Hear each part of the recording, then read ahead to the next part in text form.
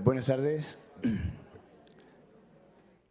Empezamos la segunda sesión plenaria del Congreso, y si la primera fue sobre el profesor, esta segunda es sobre otro tema muy importante también, que es la formación, y tema que está siempre presente en todos los congresos CIEB. Y contamos para esta sesión dos ponentes de lujo. Voy a presentar en primer lugar a Jesús Garcia Laborda. Bueno, no necesita presentación, y menos en Guadalajara. Jesús Garcia Laborda es el decano de la Facultad de Educación de la Universidad de Alcalá. Es doctor en Filología Inglesa, doctor en Didáctica de la Lengua, ha impartido docencia en primaria y en secundaria, y ha sido profesor en las universidades de Georgia, Milwaukee, en la Politécnica de Valencia y en Alcalá, ahora donde ejerce como decano. Sus intereses, docencia en máster y publicaciones de investigación, están relacionados con la evaluación educativa, la educación bilingüe, la formación del profesorado e inglés para fines específicos. Jesús, cuando quieras, muchísimas gracias. Well, first of all,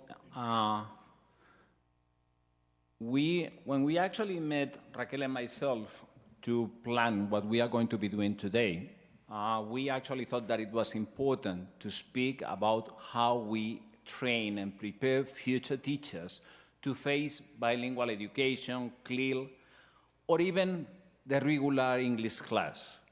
We have a lot of advocates today who actually think that just with the regular class, we might be able to face challenges. But we are going to see in a few minutes that this is a bit different, or this is very unusual in my opinion.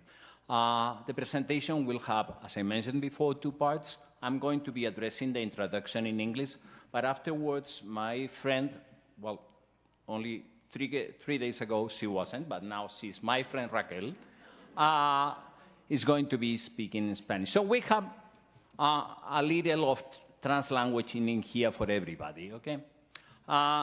So very much I'm going to be addressing how we focus towards the preparation of future teachers in college right now. This is a difficult task because apart from myself, we also have another dean of a College of Education in here. We have the dean of the College of Letters of a different university.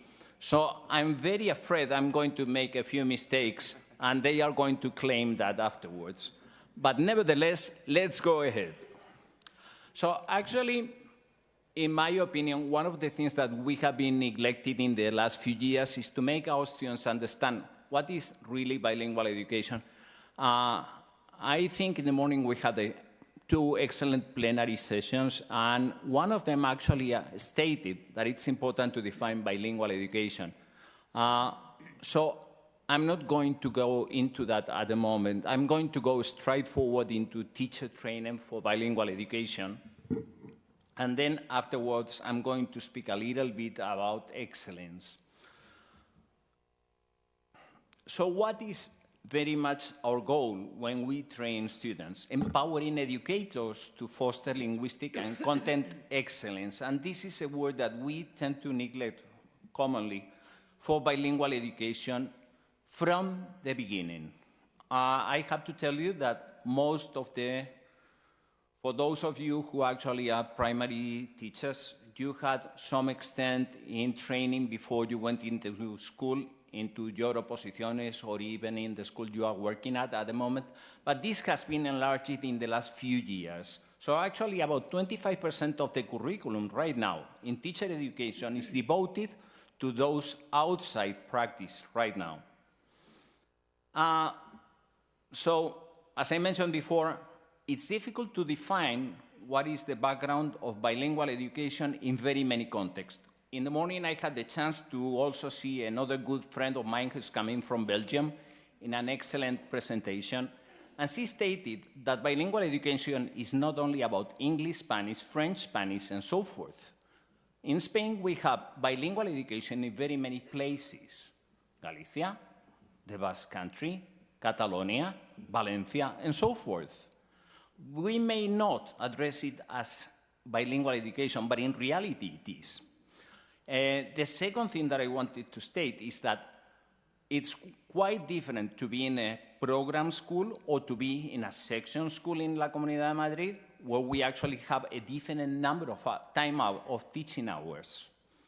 The second thing that I wanted to mention is that sometimes we acknowledge that it's extremely important to have a C1 to be able to teach bilingual education. In my opinion, and being the president at the moment of the European Association of Language for Specific Purposes, I think there are ways, maybe not to replace the competence level of a C1, but as I stated in there, C1 is probably not enough.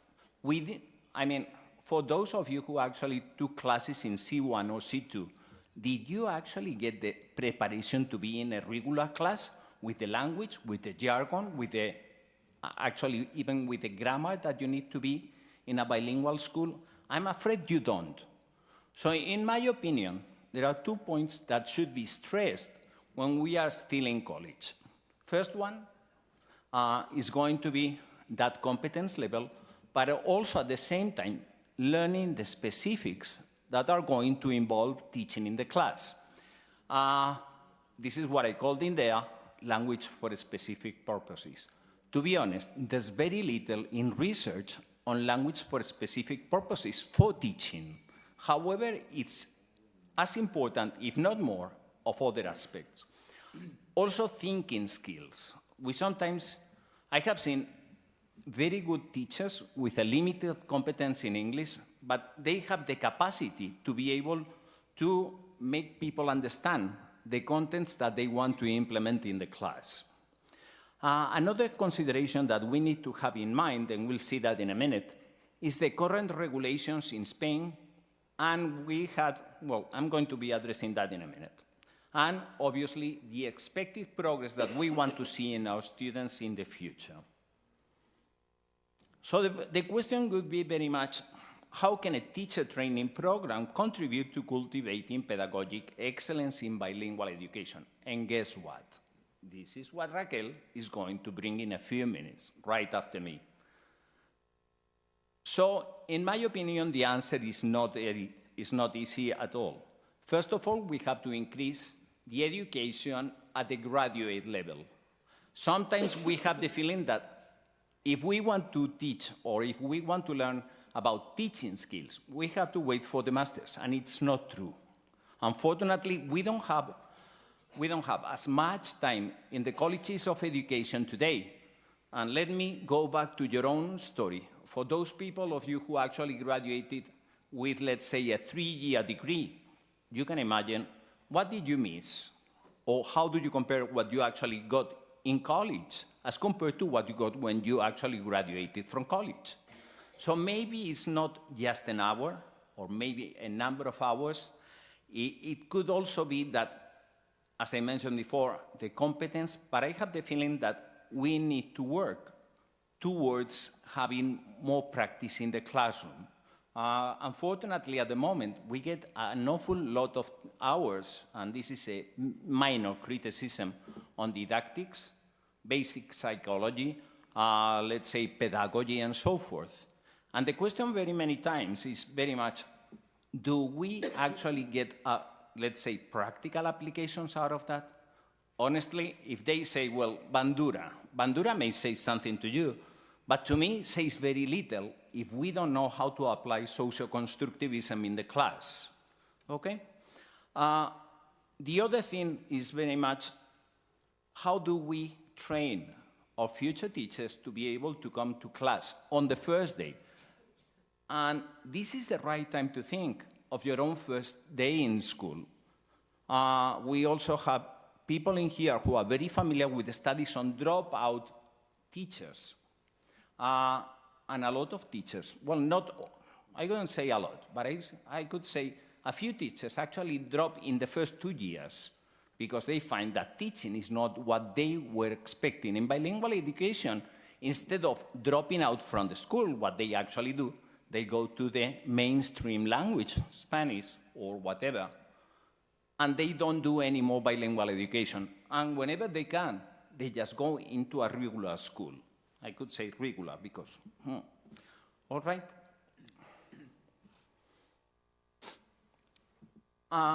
In order to cope that, and you may have read this on the news, this year the Ministry of Education tried to implement what is called the new Orden Necessity. Orden Necessity basically states what is the regulation that we will have in the College of Education for future teachers, future masters who are going to be working on education, etc. What we found is that they had an excellent time for teaching and for English. However, what we also found is that associations like the Mathematical Association were claiming that they were not going to have as many hours as possible.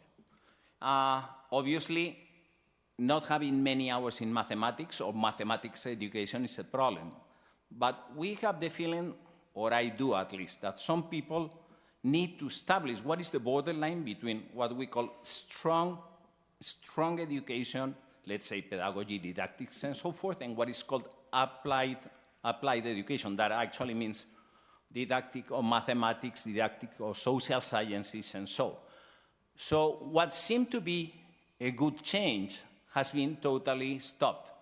And now we will have to wait at least 5 or 6 years to get a new regulation on those, let's say, on those skills that the teachers will need. The second thing that I wanted to mention, and this is a problem in many places, is the political connotations of bilingual education. I'm not going to get deep into that, but you may have read that some studies without much support, and this is something that Marisa mentioned last year, some studies without much support say that bilingual education is totally terrible. The question is, did they provide numbers? Did they provide any real research on the topic? I was mentioning in the, how are we doing? We doing fine? All right. So I was having lunch with the Keynote in the morning, excellent presentation, thank you. And I said that very many times we get a lot of criticism from kids who are going from primary 6th all the way to ESO 1st. And the question is, when you change schools, which is often the case, when you switch schools, do you have a period of adaptation to a new school? Let me tell you my little story, okay? I used to live in Vigo, where we spoke Galician, and we also spoke Spanish. And I had to move to Valencia due to my father's job. And guess what? The first evaluation, I got straightforward, failed in every single subject except English. Now the question is very much, was I able to change the school and to adapt to the new situation? The answer is yes. So as we mentioned in the morning, it's important to implement, and when you actually get to see those studies, consider that most of them are done in the first semester when they go to the new school.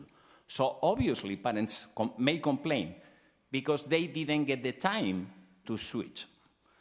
So actually one of the duties for many teachers should be explain to parents and explain to teachers how to switch from, let's say, a bilingual situation or bilingual education situation to a monolingual school, even with the charge of English. Then another complaint that I get to hear from my students in college as well is that they need more contents. Now the question is, the European Union is stating at the moment that we need to reduce the syllabi and to actually introduce more practice in the classroom, more experiential learning. So actually maybe we don't need to know as much, but we should be able to handle micro lessons. We should handle role plays. We should be able to teach our students how to actually perform in the class. Obviously, when they get to the real place, they are going to change their mind. But nevertheless, they should be able to at least have certain skills that they will be able to transfer afterwards. So I'm going to begin to conclude, to make my time. So to conclude very much, obviously it's important to have teacher training in bilingual education, which unfortunately at this point is one of the things that the Ministry of universities intended to introduce through the new syllabus, through the new orders, Orden SECI. Unfortunately, at that point, we didn't. Maybe we need to revise part of that, but the problem with education in general in Spain is that when something fails, we begin from scratch again. So we never say, well, this may work or this may not work, and let's switch what doesn't seem to work. Okay, the second thing that I would like to express, and this is one of my major concerns, is that we should be teaching a specific language, specific structures for future teachers. I think she also mentioned that in the morning somehow, but I certainly agree with her in that sense. We need to revise what we are doing and the language that we introduce in the colleges of education. The third thing is that we need more instructional skills. What I mentioned about role plays, micro lessons, and so forth. We need more practice in the class. And then, obviously, professional development afterwards. Well, in this case, the famous sexenio no funciona ni de broma. Getting 100 hours in courses, I don't know if it's directly transferable to more knowledge, to more practice, to more something else. So maybe the sexenio works fine to increase your salary, which sometimes, to be honest, in the teaching positions is not very good.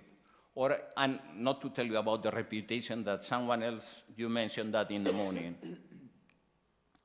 The second thing is that we need to have more knowledge on acquisition. This is something, usually the colleges of education kind of escape when we speak about second language acquisition. And the question is, how much do teachers know about the psychological processes? Don't tell me about the general psychology of learning. Let's say specifically second language acquisition. Another one is we need to enhance the situation of cross-cultural learning, since we have a lot of students who are coming from different countries. One of the questions that I was going to ask one of the keynotes yesterday was, what should I do with kids who are native speakers in the English class? For instance, think about your Nigerian students. Think of your Moroccan students in French classes. What is their role?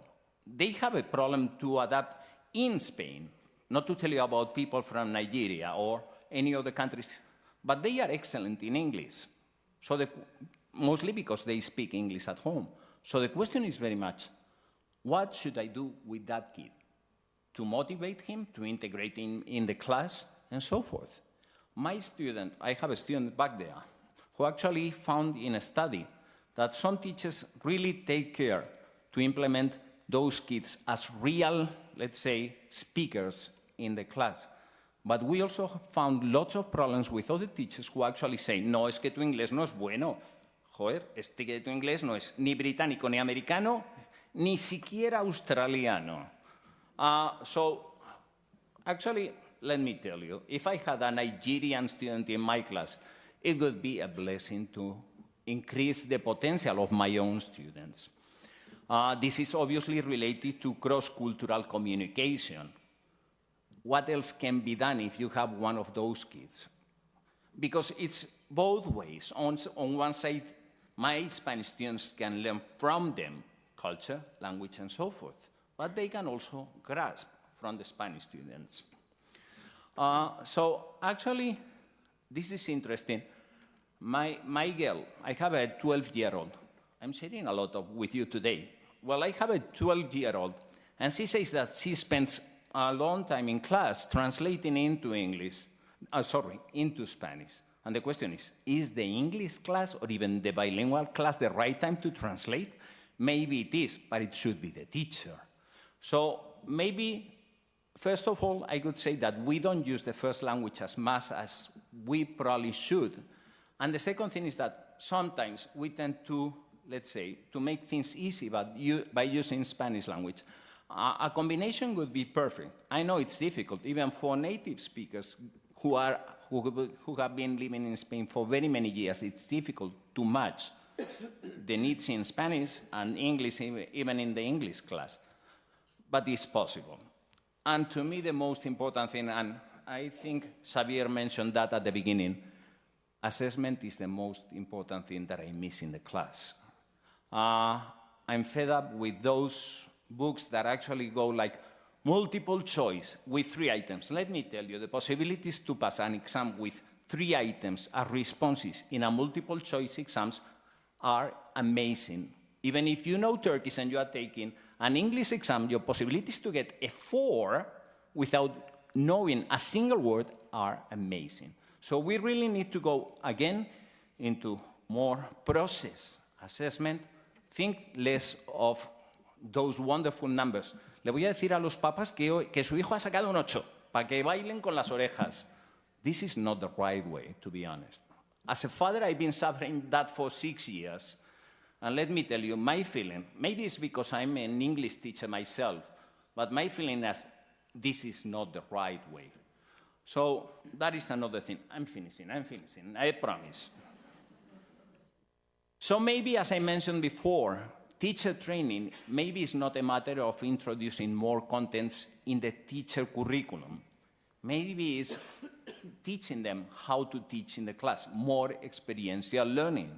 Something that maybe those of you who have been in primary schools or even in masters for secondary education, maybe you miss more practice in the class. But very important. Just how to teach is not enough. We also need the knowledge. So it's important to have strong knowledge before we go into that practice.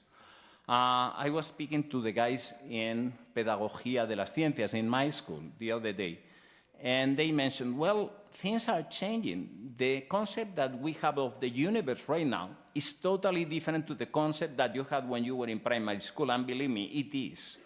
So this is just an example of usually content, at least in colleges of education, content should match with teaching practice.